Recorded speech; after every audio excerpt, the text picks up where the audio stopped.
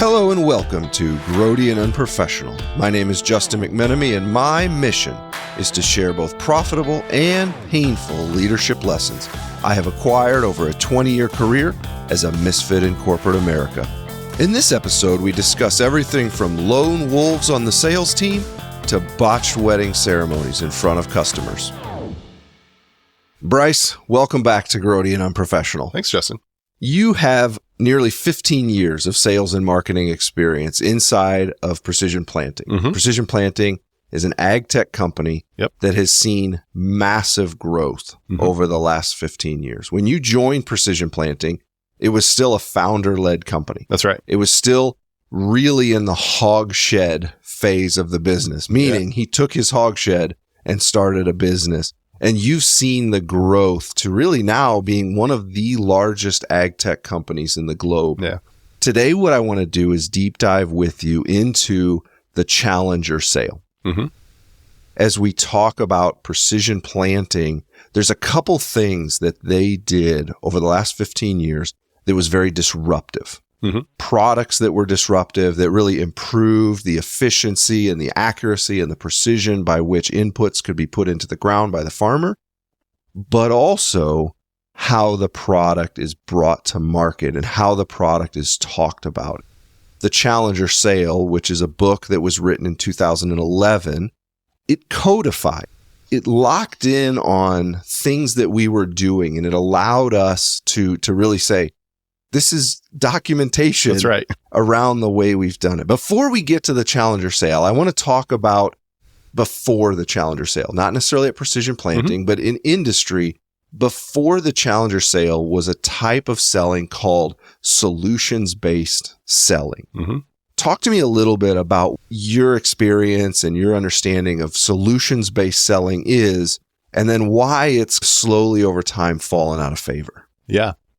So I would say it still does exist. It's falling out of favor. Yeah. But it still does exist. Solution-based selling, actually what's interesting is I've just read about it. I've never been trained in it or used it. But you've probably experienced it. So I've experienced it, which is fun when you know a different methodology. Essentially, solutions-based selling is asking questions to then uncover the person you're talking to or the person you're trying to make a sale to, uncover their needs through their answers. So then you can craft your solution or tailor your solution to what they said their needs were. That's essentially what you do. And there's some major assumptions in there that can cause it not to work. Okay. Number one is assuming that they actually know what they need. Right. Number two is assuming that you have the ability to ask the exact right question that the person you're talking to will respond or will prompt the response that will actually give you the opportunity to uncover that insight. The third one would be, what if all their pain points don't happen to be in a realm that you have a product or a solution for? Right. And all of a sudden you're like, oh, well, I guess I can't solve your problem. I thought I could. I guess I'm wasting my time. I better get out of here and go find somebody who has the problem that I solve. Right. So solution-based selling is really leading with questions. That's right. Those questions at some level are starting by stabbing in the dark. And then based on the responses you get, a customer identifies that they have a need or answers a question in a way that they have a need. And then you start to refine your questions into that specific area, ultimately to then have a product that fits the need of the customer. Yeah. And I will say it's not the asking of questions that is necessarily a problem, but it's essentially only relying on the customer's replies to guide the conversation. That's right. Because it leads to a couple issues. One, you get customer fatigue. Exactly. If you're a customer and you're getting contacted by 3 or 4 salespeople, and every one of them wants to go down the solutions-based selling, you're going to have to answer the same 37 questions 5 times. Yeah.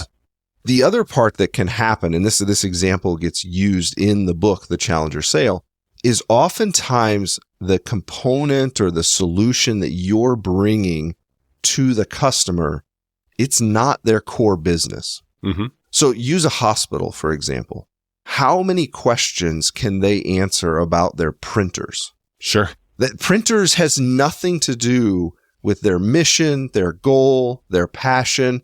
You can't actually engage a hospital administrator in a deep technical or features-based conversation on printers beyond him saying, when I hit print, I want a paper that has what's on my computer screen to come out of that box over there. Yeah, exactly. They might not understand the product they have beyond that, but you end up kind of having this deep debate with someone that's not equipped to sit on the other side of the table. Yeah. Another one I've experienced is almost this attempt to build relationship collateral ahead of getting into anything about a product.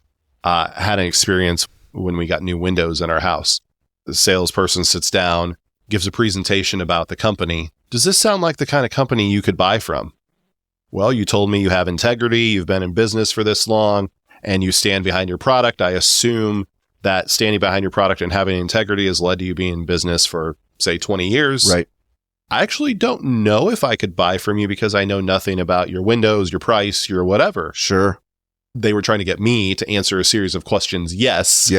Before getting into the meat of it. I've heard that before too. You want to get to the first yes. Right. Even if the first yes isn't about the product. Correct. You get to that first yes to create that. But sitting at my dining room table, I felt my time was being wasted. Correct. And that's where the solutions-based selling often gets critiqued, is the customer is also now more informed than they have historically been. Yep. Oftentimes the customer is calling with, they've done research. They've done the research. I don't need you to hand feed the research to me. The fact that you're sitting at my table means that you're one of a few finalists, and I already know half of what you could even tell me. That's right. Introduced the Challenger Sale. The book Challenger Sale was from 2011. And the reason it hit our radar at Precision Planting, as I mentioned, is that we're reading it. It's saying things out loud, and it's saying things in a vocabulary that we hadn't articulated, but experientially we had used. As I recall, we were growing our employees. Yes. And our current way of training was, well, just go spend some time with that person. Exactly. And you'll figure out how we do it. Oh, well, what do you do? Well, we educate. And that's all true. And that was all working. But when you start growing exponentially, all of a sudden you can't take that guy and have them spend 8-9 weeks of the year telling all your new employees how to do their business. You need some way to, yes, have those relationships, see it in practice, but you need a way to describe it or define it so that before they get into that situation, they know what they're looking for. So the Challenger Sale seemed to align fairly closely with what already existed. This isn't hey, we found a thing and we tried to change the way we did it. Correct. That's not how this implementation worked, but it was, hey, this is the closest thing we found to what we're already doing. Right. And I think at the heart of what the Challenger Sale is commercial teaching. Yes. The point source of the book was coming into the 2008 downturn. A lot of markets started to go down. And there was a group that did a massive survey across thousands of salespeople across industry, really looking for what are the personality traits, what are the behaviors, what are the ways of thinking that are able to sell into the down psychology, if you will. When it's a gold rush, everybody, anybody can be a salesman. It's easy. But when things are going down, who was the person that was able to continue to hit numbers and continue to grow? They define 5 different categories of salespeople. I forget, it was a certain number of personality traits that bucketed into 5 categories. The first one is the hard worker. This is the salesperson that they are a nose to the grindstone. They are always looking for feedback. They want to improve and optimize their energy and go faster and go harder. If 65 miles an hour gets 3 calls a day, 85 miles an hour gets 4 calls a day. If a little bit's good, a lot's better. Just brute force method. There's also the relationship builder. So the relationship builder is very focused on the individual, and they're really aiming for the sale to be the byproduct of the relationship. That's right. And so they're going to be as much about the needs of the customer, sometimes not getting to the close. Right. But they're just going to be very focused on that relationship. Then the lone wolf. And I think anybody that's been around sales organizations has one or two of those in mind. The lone wolf is deeply self-confident. They are the cowboy. They drive sales leaders crazy because they don't follow the process. They do the things their own way. But in general, a lot of them crush numbers. That's the challenge. They egregiously flout the system. They don't listen to leadership. They can be frustrating to teammates. They can be frustrating to the organizations. They don't share what they've done. I have a lone wolf in mind, and I worked with this person for a period of time. And after reading this book, it was pretty clear this individual was a lone wolf. He would have his numbers. He would have the spreadsheet. He would go through them. He would have all of the analysis for it. And it was brilliant analysis. And I would have started a little exercise of saying, hey, man, that's a really good. Would you mind sending me that spreadsheet? Oh, yeah, absolutely. And across a decade, not once was I able to ever have that spreadsheet sent to me. That lone wolf is very focused, but that focus can often feel like it costs teamwork. Yeah. It costs relationship across the organization. The other one is the reactive problem solver. And he says, this is really your product support person in a salesman's job. Mm-hmm. This is the person that is going to react whenever something goes wrong. They're going to jump into the breach more than actually pushing for a sale or stretching from there. And then the last one he defines is the challenger. These are the debaters on the team. These are the ones that they give their views, even if it's different than consensus. They're not the lone wolf, but they do think independently. Yep. They're willing to come back to the organization, share what they're thinking, share what they're trying, but they're not going to fall into the status quo. And what they find is this behavior, this thinking is not just focused to the customer, but it's also focused to the company. They're willing to challenge the status quo in either direction. They aren't the brilliant jerks because they're not jerks. Right. They play with what's going to be called constructive tension. A couple questions that I have for you. In your experience, Bryce, which of the styles did you find yourself most naturally trending towards? So naturally would be the reactive problem solver. Okay. So if there's a problem, I'll go fix it. I got some stories from early on in my career in sales. Hey, we got this problem. You think you can help? Yeah, I'll go rent a car and drive 8 hours and be there in the morning. Right. Maybe not the wisest idea, but the problem did get solved. That's kind of naturally where I would probably tend to. How did you transition or did you transition as you were in your sales role? Yeah, as the company matured and as I matured in a sales role, what was influential to me was being exposed to the material in the book. Sure. Was to actually say, okay, I can kind of tweak some of what I do, be more proactive, obviously still when appropriate, solve those problems. But I would credit to some degree being exposed to some of this material actually helped me. Oh, okay. I'm someone who, when I have a clear understanding of something, can then just really go for it and really make things happen. And so once I kind of understood this, it helped me say, okay, here's a little bit of a framework. It helps me codify what we already were doing to some degree. How do I get out of some of the reactionary mode a little more? And the authors are clear to point out that of all of these 5, there's not a clear line of demarcation where you are 100% of one and 0 another. Correct. And so what you're pointing out is to say, across the arc of growth, to just only be one at the total expense of another one. Yeah. It's not saying that if you're a challenger, you can't have relationships. Correct. It's just saying that if you only rely on your relationship capital to make sales, that's not going to work in all environments. That's right. Another aspect that the authors point to is the complexity of the sale. Yep.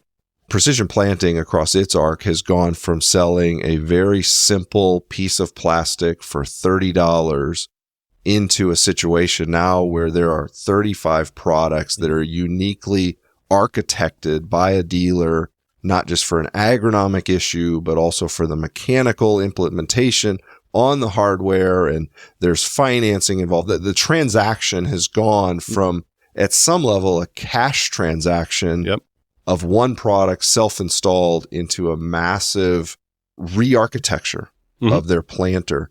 Have you seen across that arc where the Challenger style has emerged as being much more needed over the other styles? Yeah, it has. It has. Saying, here's this complicated or complex product or solution, and then just asking, is that something you'd want to buy? Not really. Leading them somewhere to where it's like, okay, I see where we can have success with that, really helps in that complex realm. Right. Once they've defined the 5 different categories, they actually now introduce sales results and look for the association of the different 5 categories into who are the top performers. And the worst performing category amongst the top performing employees was the relationship builders. And in particular, I think you touched it there, as the complexity of the sale goes up, you might be my buddy, but you aren't my trusted advisor. Right? I can have guys that I'm good friends with, but I wouldn't have them do my taxes. Right. Because taxes are complex. And if I get them wrong, I've got a really nasty situation with the IRS. Yeah. And I think the timing of the book, as you said, it was through 2008 and that downturn.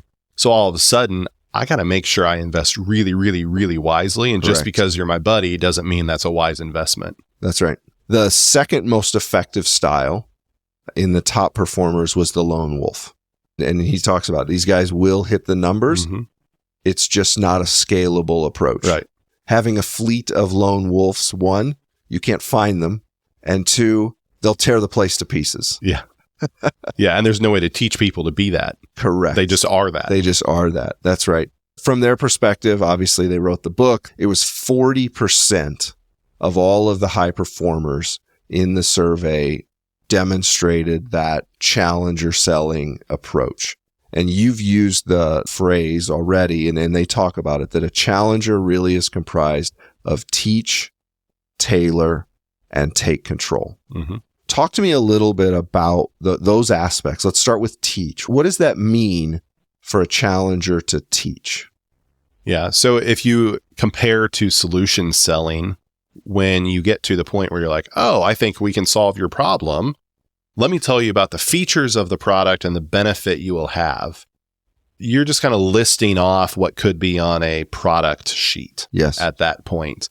And that's a dangerous place to play, I would say, because you assume that the features that you're listing off, some of them really hit home with them, and the benefits really, really are something that they're after. You also assume that they haven't heard from a competitor that happens to have 1 or 2 more features or one benefit that really resonates with that individual. What would be like an example? Yeah. So you could say something's bigger. Yep. Okay. Having something that's larger may not actually matter at the end of the day. Right. I remember in the agricultural space, there was a company who said, well, we can plant 4.5 inches deep. All right. Well, most people plant shallower than 2.5 inches. Right. So it doesn't matter. Right. You key in on that feature. It's like if the customer says, well, that doesn't matter to me, all of a sudden you're just disconnected and you've missed. Right. Whereas teaching is actually, instead of talking about your product to begin with, you're actually teaching them something that helps their business. Yeah. So it's commercial teaching because it's eventually going to lead to a product sale, and you're going to get to where this problem that you're teaching about is solved by your product or by your solution.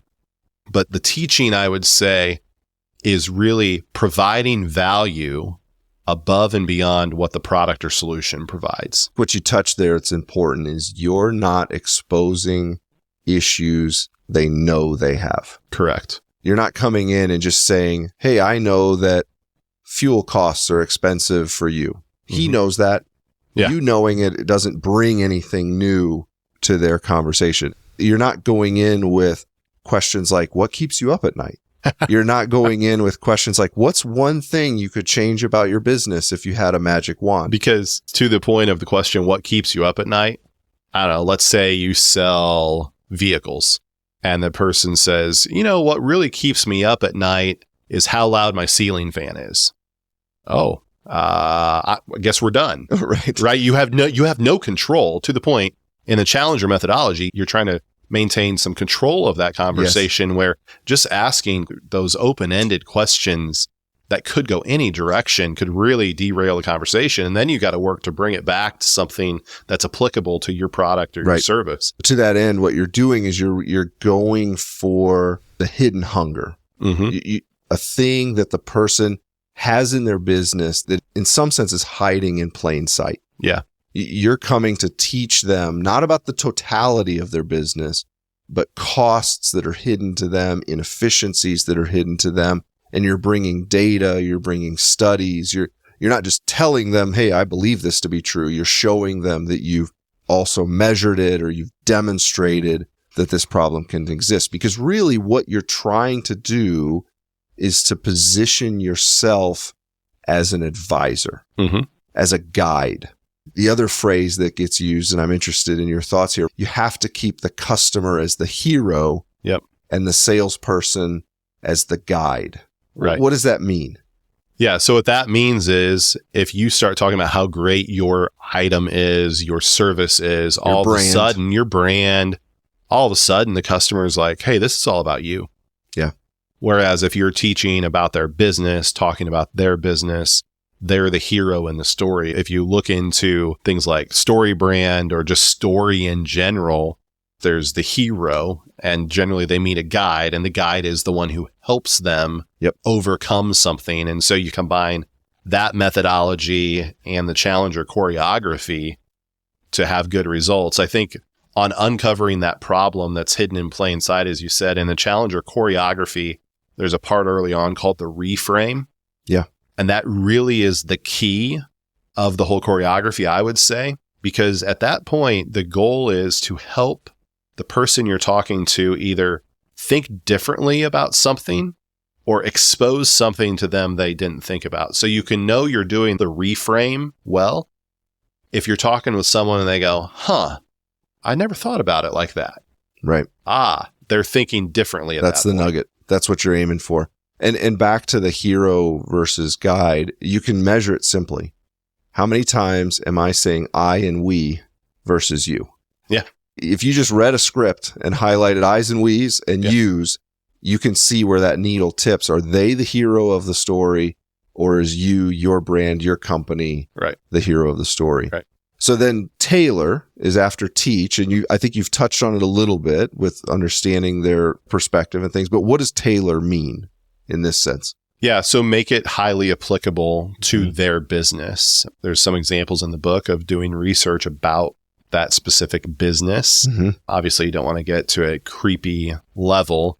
The antithesis of the solution-based selling would be, instead of just asking these random open-ended questions, pretty much similar in every sales call or every business or every person you talk to, tailoring is going in and knowing something about this business or this. Use an example from Precision Planting. What would be an example of a study that we've done that goes into tailor to the customer? So an example could be, if you're going to go talk to a specific farmer about a product, it may not even be a study, but understanding, do they plant in no-till conditions, conventional till conditions?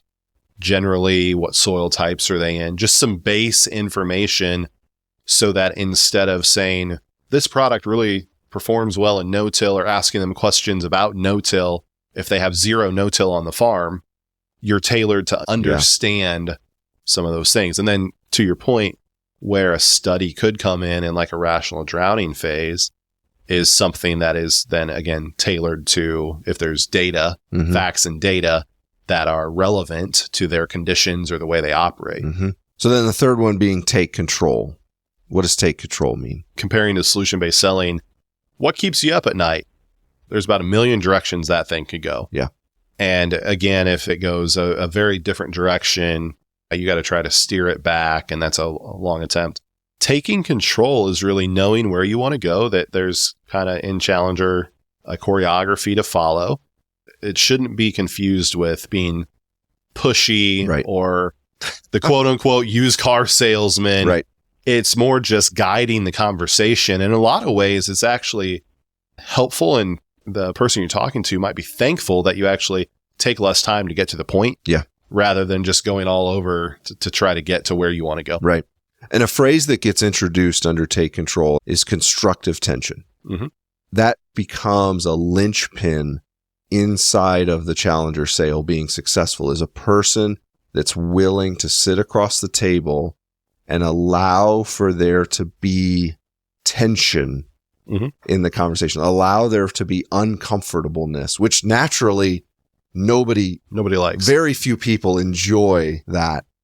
But not just tension, not just awkwardness for the sake of it, but constructive. Essentially that tension presses the customer's mind towards, I'm in need of a solution.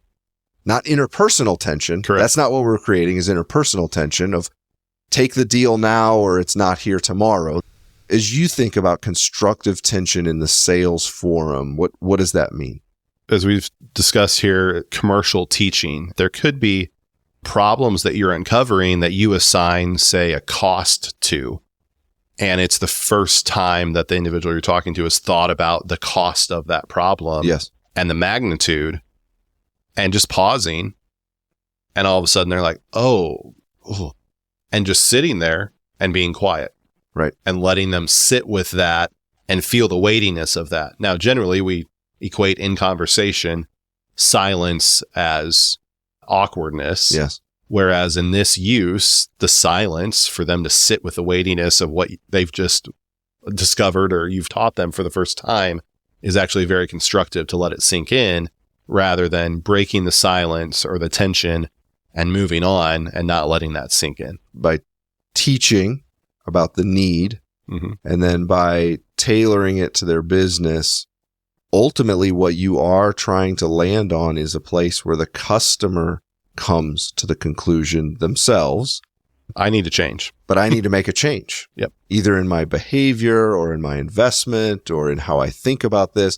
They come to that position of change. And really, the only time people come to a position in life that they feel like they need to change is when they see a problem with the current behavior. Right. Because if they don't see that they have a problem with the current behavior, yours might be 10% better, but who cares? I'm fine with what I have right now. From there, the authors then go in a really interesting direction, which is to look at aspects of what drives customer loyalty, what connects a customer to a given salesperson or to a given brand or to a given product. I think a lot of people, when you just say what drives loyalty or what drives customers to a given product, they're going to jump to legacy. We've got a brand that's been around for 175 years, or they're going to jump to price. People just pick off of price, or they're going to jump to product line or features or service. And what's interesting, they broke it down. Only 38% of why customers lock in on a solution was because of brand, product, or service. So the three that you would think are dominant was only 38%. 9% was price to value ratio. And so if you're playing the game of just drive price down, go in at the bottom, that's only really 9% often of why people choose a brand. It's generally used as an excuse. Correct. But it's not the true reason. That's right. That left 53% tied to the sales experience. Bryce, as you think about sales experience, what comes to mind? What does that mean, sales experience? So my history has shown in the years I've had working with this is it can be defined fairly simply. What value does the sales rep provide beyond the value that someone will get from acquiring and using the product or the solution? So if they've learned something through the process that made them realize this is a really good decision I'm making to buy because I now know the improvement it's going to make for me, even to the point of, you really taught me something I never knew. You're going to help me improve my business. Oh, by the way, even if I don't buy the thing, it's really, that's what it's pointing to. It's not pointing to, hey, you sent me a fruit basket at Christmas. Right. It's not that type of experience. It's really the value that's provided. I would say a sales rep that essentially is regurgitating what can be found on a website. Right.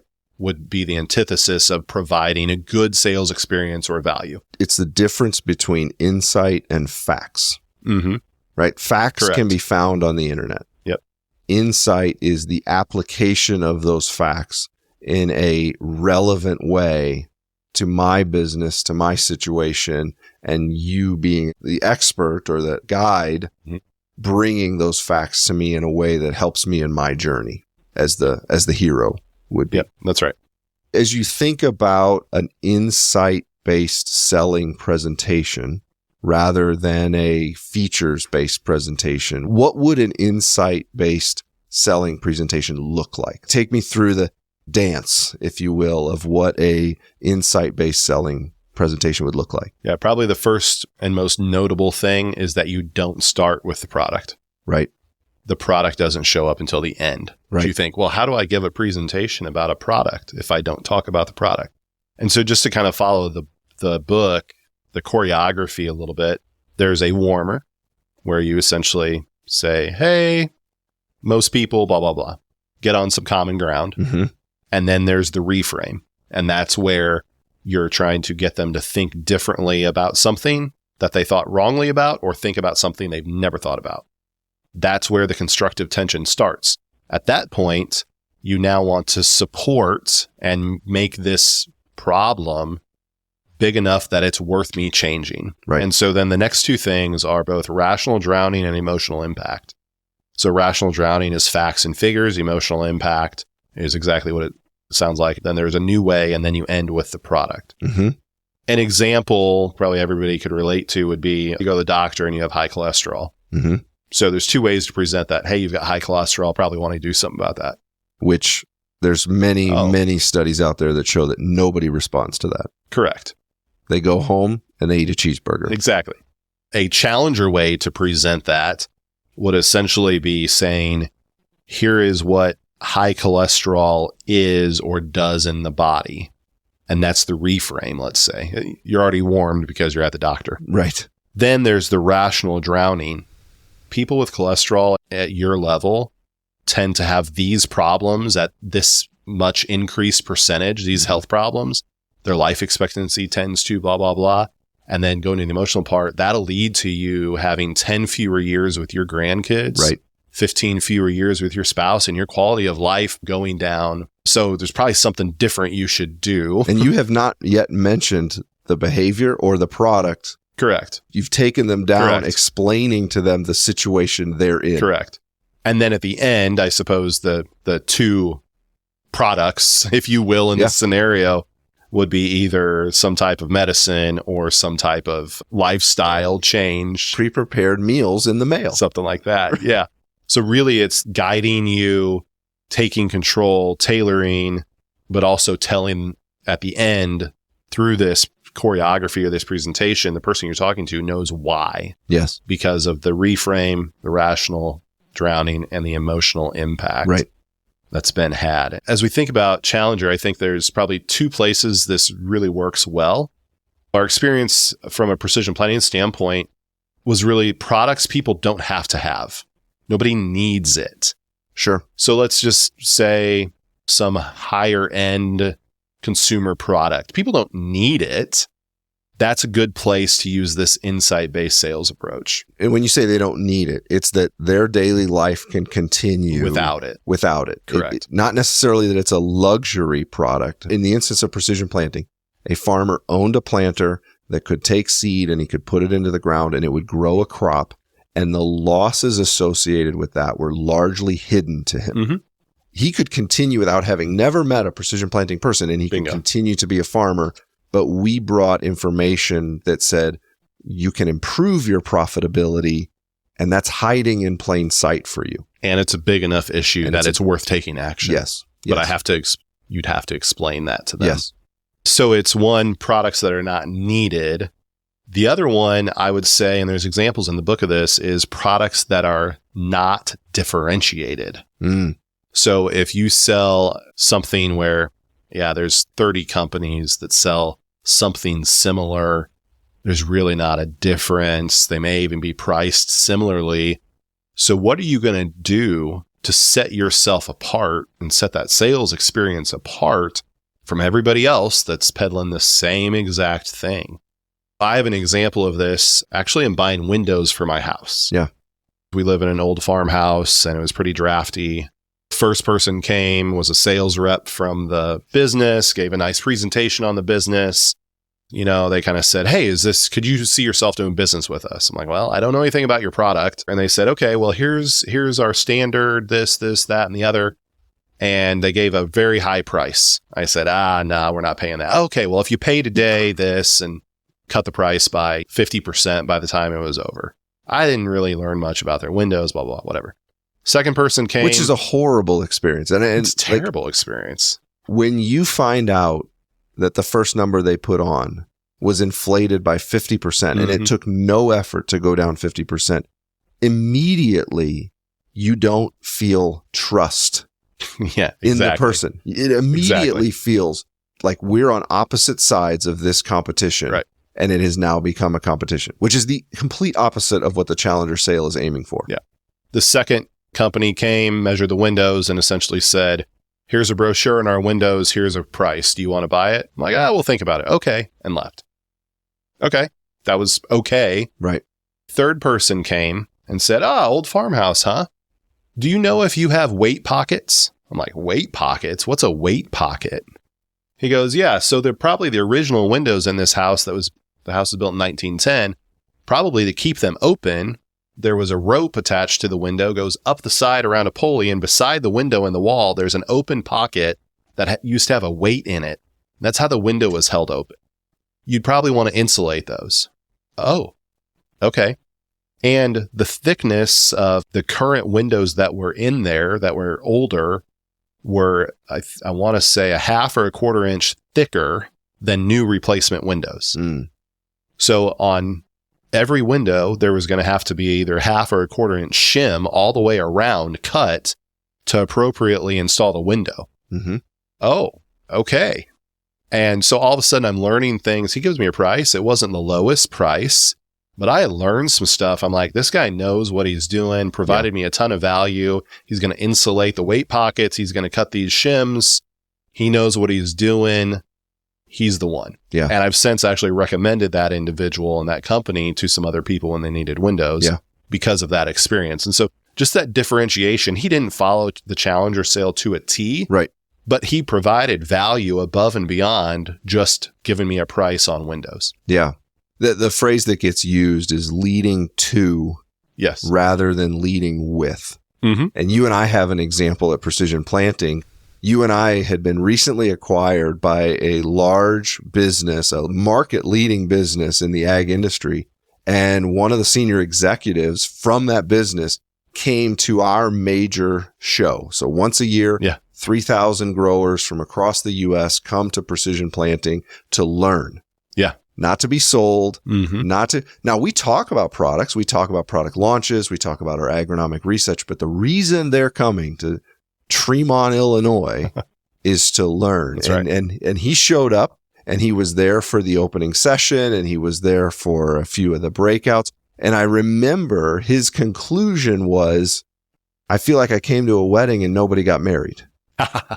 No, you guys aren't actually talking about your product. How come you have these people in the room and you're only talking about your product in the last few minutes of the presentation? And our answer was, because that's how you actually do sell the product, right? Is by teaching for the first 80%.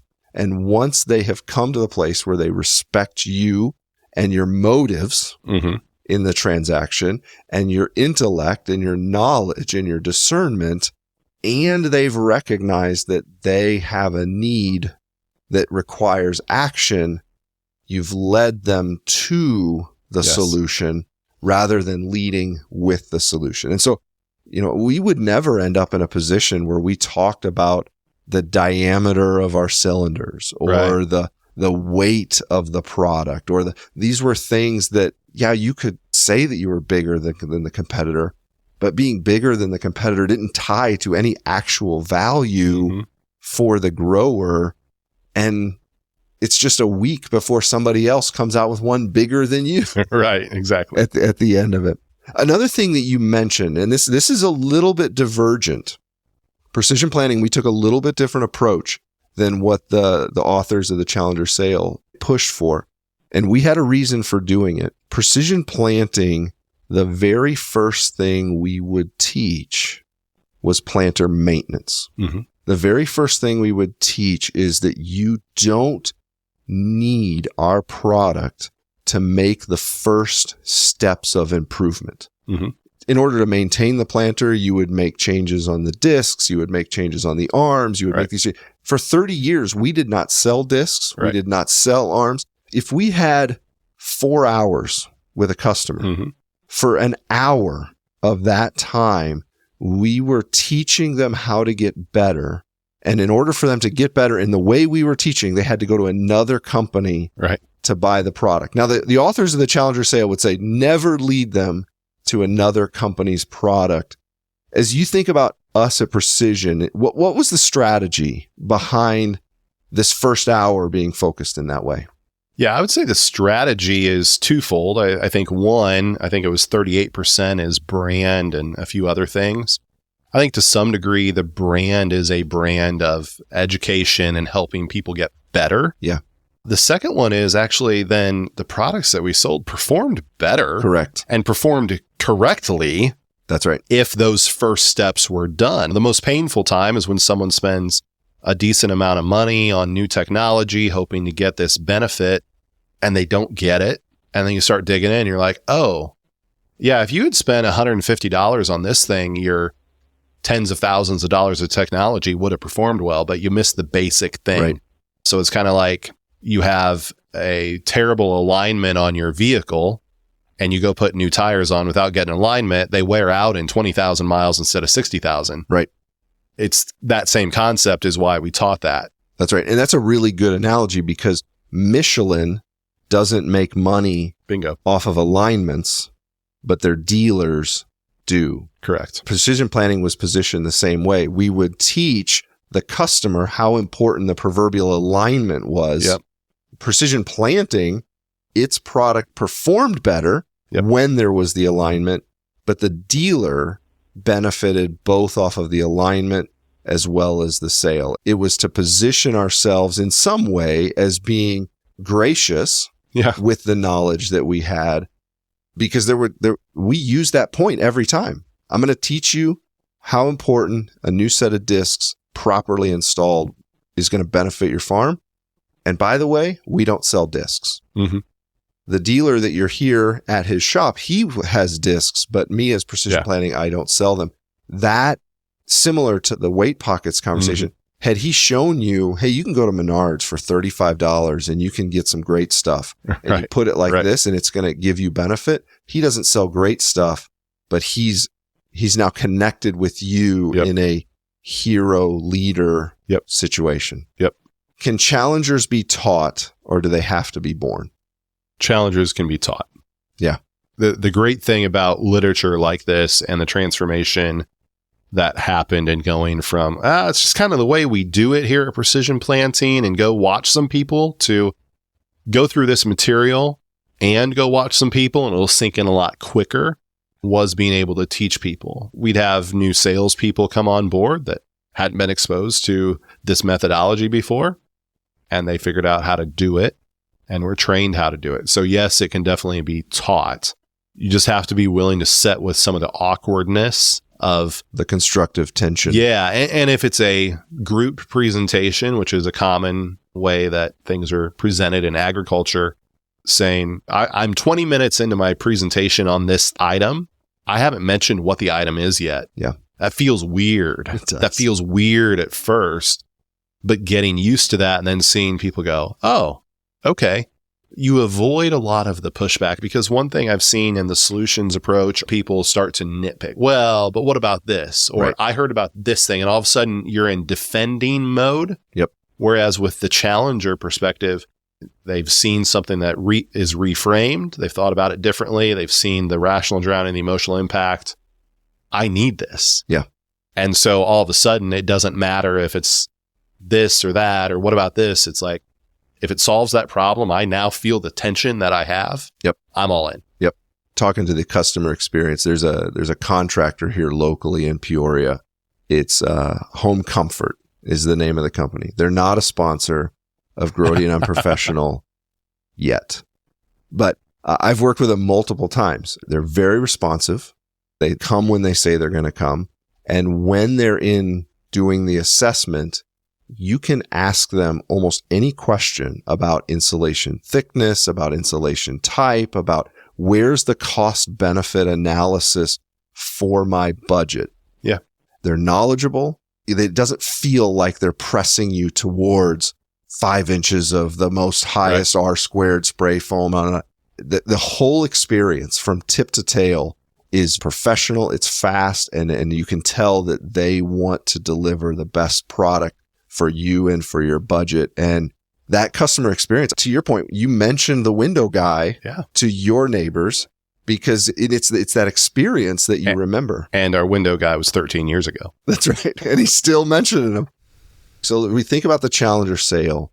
Is it just salesmen in a business that can benefit from understanding the Challenger sale?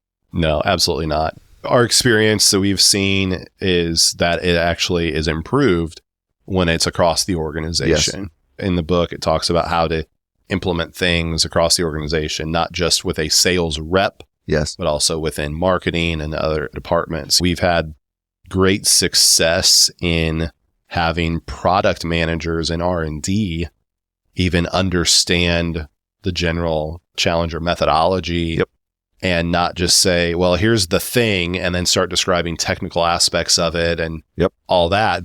Ironically, sometimes the product managers are actually writing essentially what the Challenger message is and delivering it to the commercial organization for refinement, as opposed to, well, here's a thing that we designed because it's bigger or because it's a different color. Right. Go figure out how to sell it. And that's been one of the amazing things at Precision Planning, just to give kudos to the R&D organization, is the product manager is actually saying, here's where the value in this thing lies. Yes. And it's not in the thing, it's in what the thing does for the customer.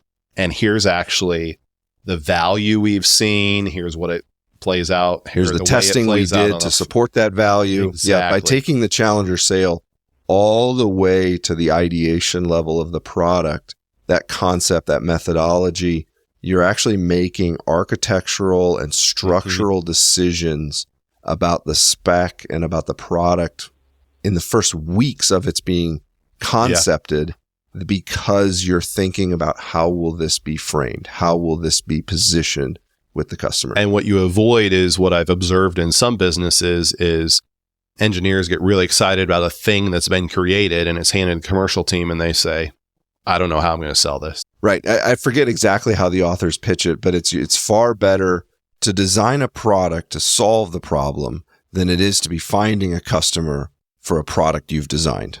Yeah, for sure. We talked about engineering, but as I think about the entirety of the business, finance, operations, HR, legal, the sales experience is touched by everyone. That's right. The product support organization touches the sales experience because the sales experience does not finish the day the PO is issued or the day the product is installed. Having the entire organization aware at a very minimum of the customer's perspective, the customer's needs, and the customer's experience, and understanding that the vast majority of their loyalty is associated with the experience, and having everyone marked by the North Star of being easy to do business with, not just with the customer, but with each other. And you don't get a disparate experience. Correct. Not to say that everything is always a perfect carbon copy of the Challenger sale or what it may be, but all of a sudden you have support folks, for instance, instead of just solving the problem, explaining why they're doing what they're doing. Yes. Oh, okay. I now, as the person who called into support, I'm better equipped to know what to do next time. Yeah. As one example. And so all of a sudden, everybody in their unique way, in their unique role, in their unique department is having some level of teaching, finance, accounting, rather than simply taking a payment in the dealer portal that somebody couldn't figure out, explaining how the dealer portal works. So next time they don't have to call for that payment, they know how to use the portal, right? For instance. That's right. Bryce, thanks so much for coming by, spending some time talking about not just the Challenger sale as a concept, but really how it's applied to precision planting and its growth over the many years. I appreciate your perspective and the time. Thanks so much. You got it. Thanks, Justin. Talk to you later. For those that wish to share comments, praises, or accolades, or if you're Steve from Home Comfort and you would like to talk about sponsoring Grody and Unprofessional, you can reach me at justin@grody.io. For those that caught that I used an improper insulation unit in this episode, I commend you, and I have one request. Don't tell Steve. Thanks for your time. Let's do this again soon.